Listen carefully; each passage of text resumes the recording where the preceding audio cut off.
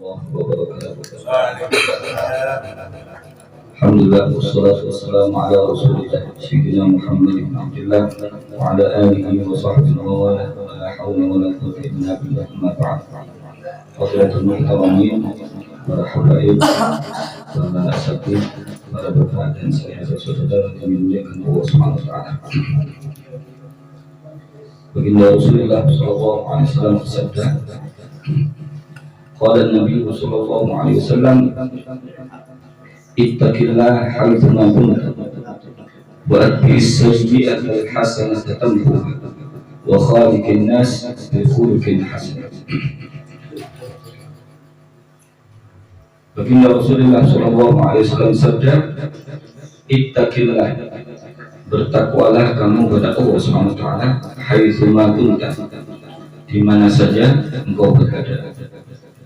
Wa atbi'is sayyi'ata al-hasanata tamhuha, dan ikutilah kejelekan itu dengan kebaikan. Wa khaliqin nas bi khuluqin hasan, dan berakhlaklah engkau dengan manusia dengan akhlak yang baik. Melalui hadis ini Nabi Muhammad SAW berpesan tiga hal yang beliau sampaikan kepada para sahabat. Yang pertama adalah bertakwa, ittaqillah haitsu ma kunta. Kemudian wa'atbi'is sayyi'atal hasanah tamhuha, ikutilah kejelekan itu, setiap kejelekan dengan kebaikan, maka kejelekan itu, kebaikan itu akan bisa menghapus kejelekan. Kemudian berakhlak dengan akhlak yang baik. Yang pertama adalah takwa. Kita sudah sering dengar ya, kalau pembahasan takwa ini, karena memang merupakan pondasi asli. Banyak dalam hadis maupun dalam ayat suci Al-Quran perintah-perintah takwa. Walaupun kita tidak kenal bahasa Arab pun sering dengar umayyattaqillah. Umayyattaqillah itu berapa? Bukan di satu dua ayat saja. Umayyattaqillah yaj'al lahu makhrajan wa yarzuqhu min haitsu la yahtasib. Dan sebagainya banyak. Dan saking pentingnya takwa ini sampai menjadi rukun dalam setiap khutbah Jumat.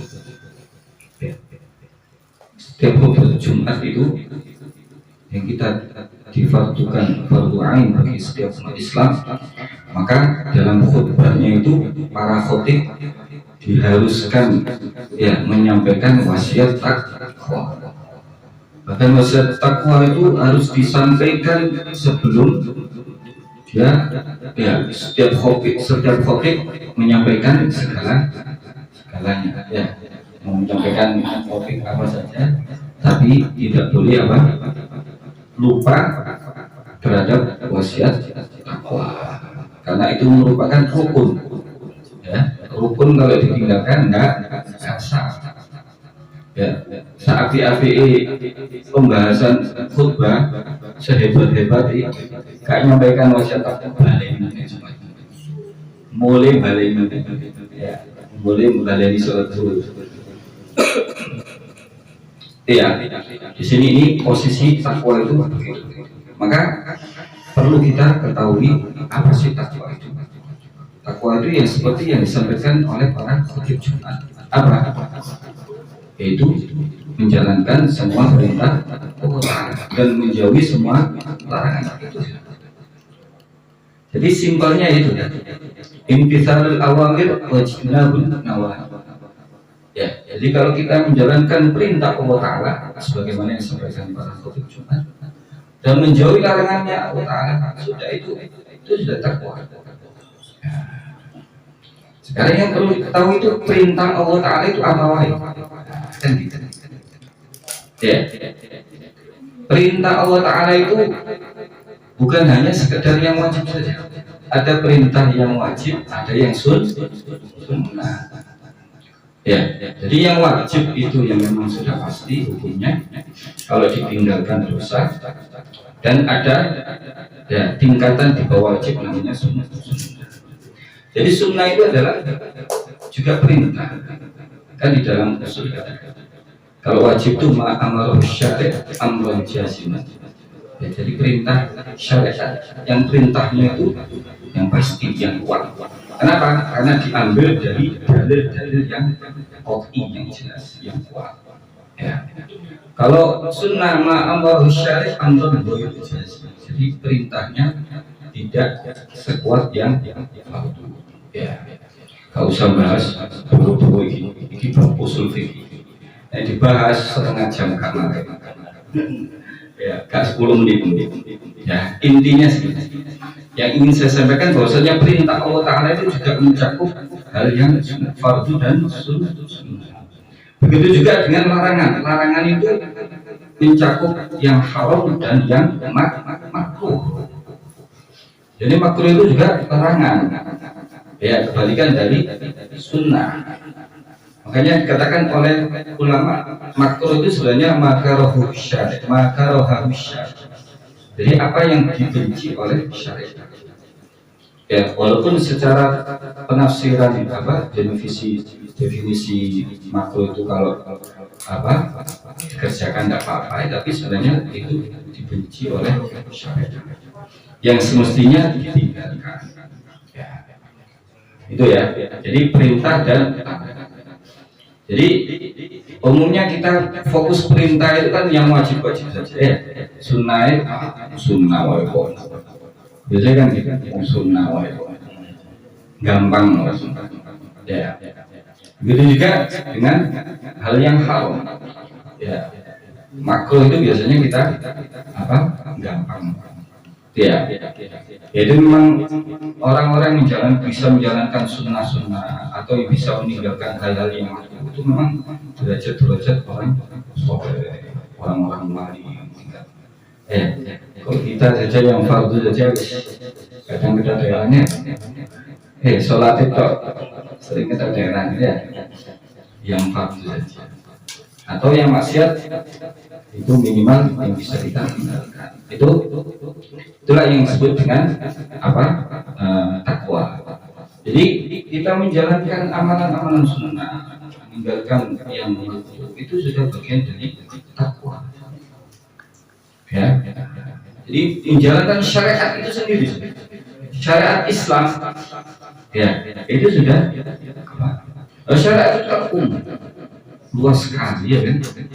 Oleh dalam fikih saja bukan bahas ibadah ya.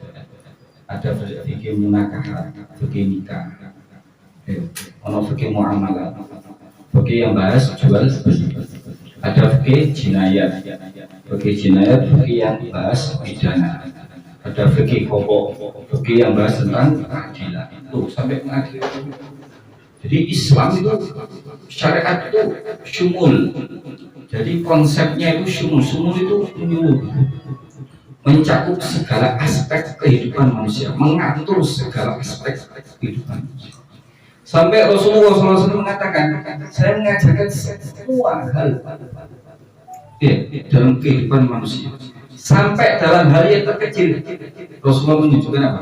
Caranya duduk di dalam toilet ketika membuang kotoran, cara duduknya itu biasa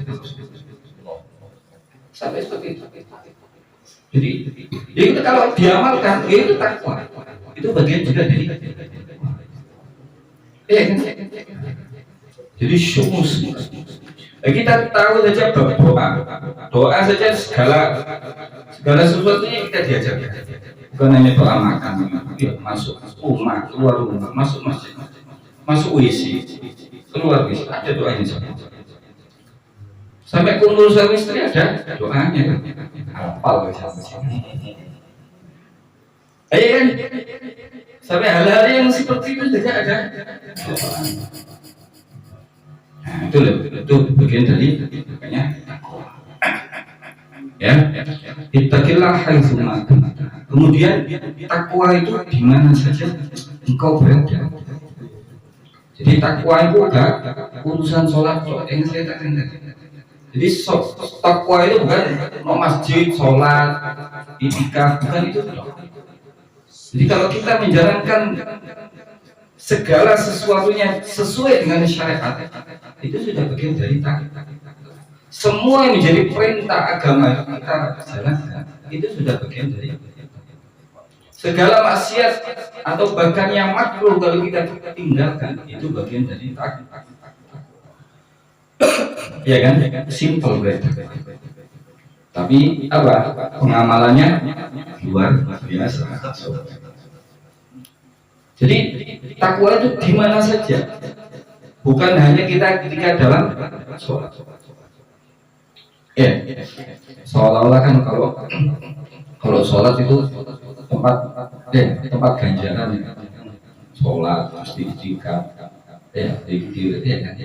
tapi di luar kadang kita tidak memperhatikan hal-hal yang memang diajarkan dalam syariat. Padahal itu tadi syariat mencakup segala. Bahkan dalam fikih muamalah itu berarti apa?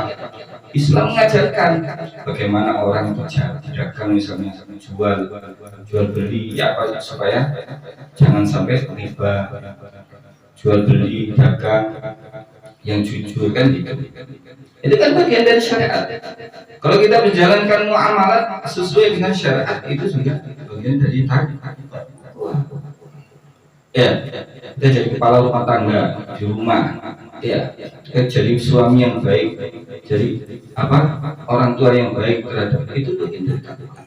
Bisa mendidik anak yang soleh, ya, menjadikan keluarga yang sakinah, itu juga bagian dari takwa. Seorang hakim, dia jadi hakim yang adil, itu takwa, imamun adil, ya, dia apa?